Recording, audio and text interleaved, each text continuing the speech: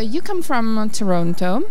Is your second time at Salone, and you're here to meet Italian companies. What is the perspective for Italian companies in Canada and in Toronto facing the new development, residential development of Toronto?